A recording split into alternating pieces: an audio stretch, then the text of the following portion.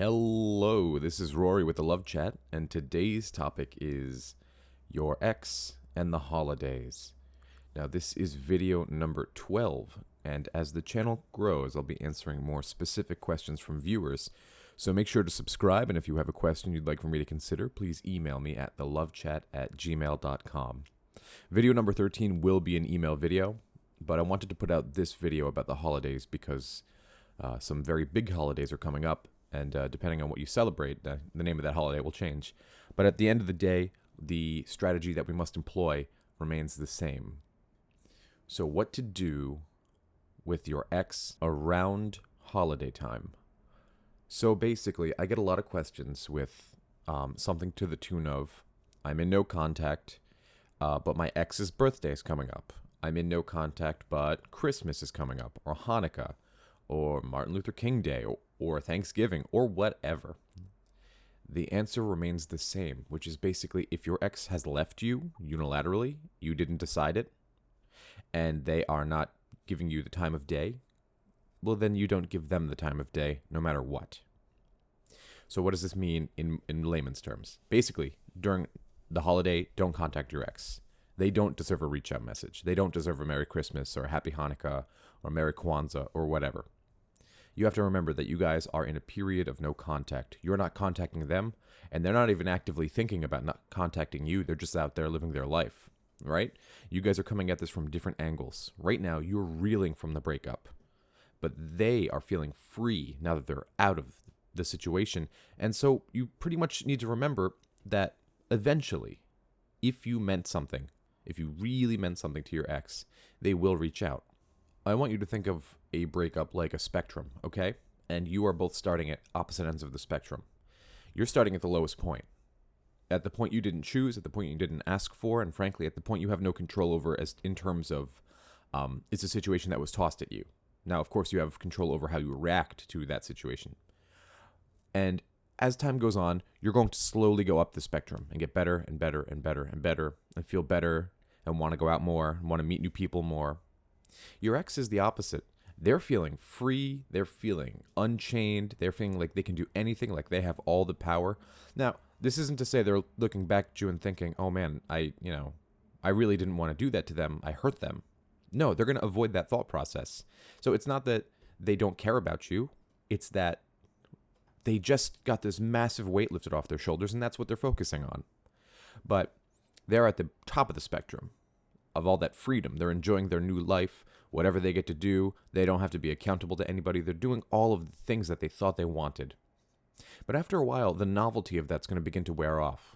Like, I can go out and party and I don't have anybody to keep me accountable. And I think I used this example in one of my Skype coachings yesterday, is when you tell somebody they can't do something, they want it more, right?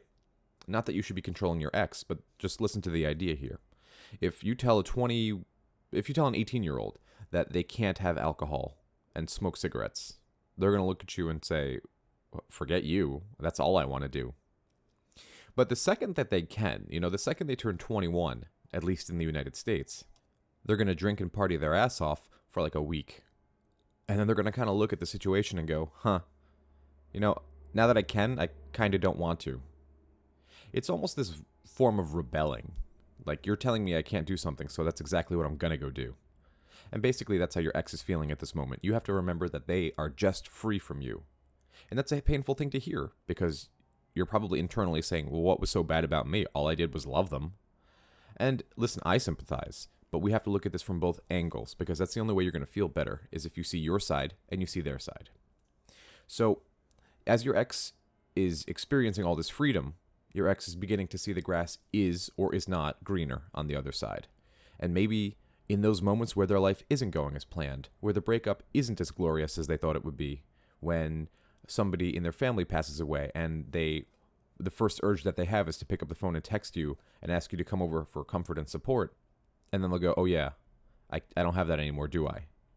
Those little things begin to creep in, because life is filled with uncertainty, and uncertainty creates anxiety. And when we have anxiety, we want to do things to get rid of that feeling because it sucks. So your ex, over time, is going to begin to think, man, I really miss that person. Why did I get rid of them again? And then, due to a lovely little phenomena called the fading affect bias, wherein we look upon the past favorably, they're going to think about you and go, why did I break up with them? That was a great relationship.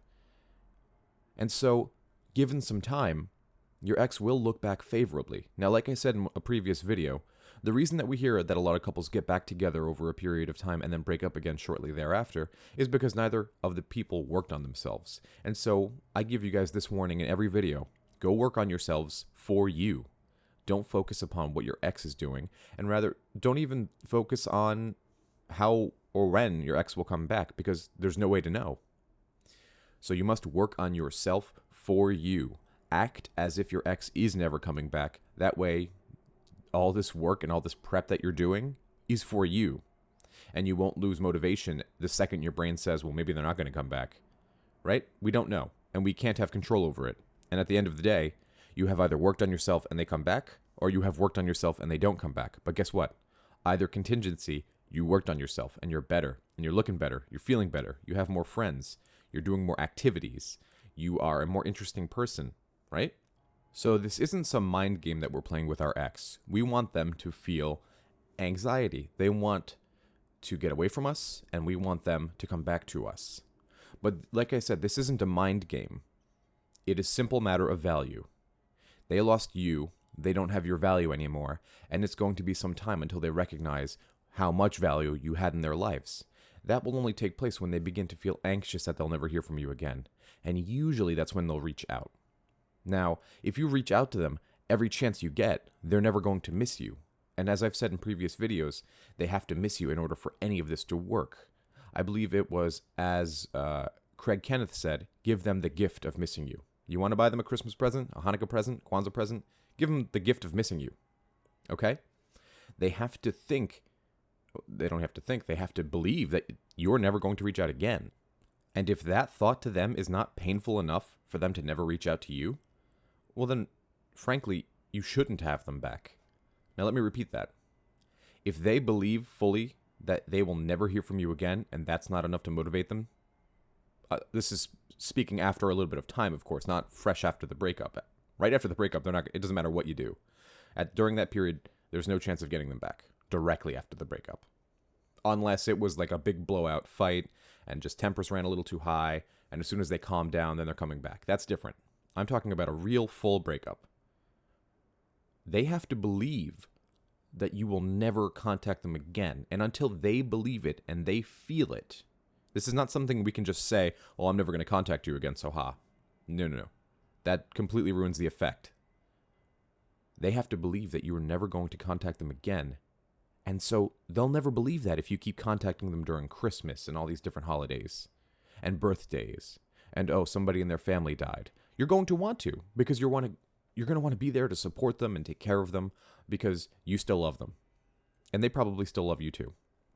But you have to remember that if you're there for them at the drop of a hat, they're never going to come back because you're constantly there as a cushion to catch them whenever they fall, and they'll get back up, they'll stare, and they'll say, thanks, cushion, and then they'll walk right on back to whatever they were doing.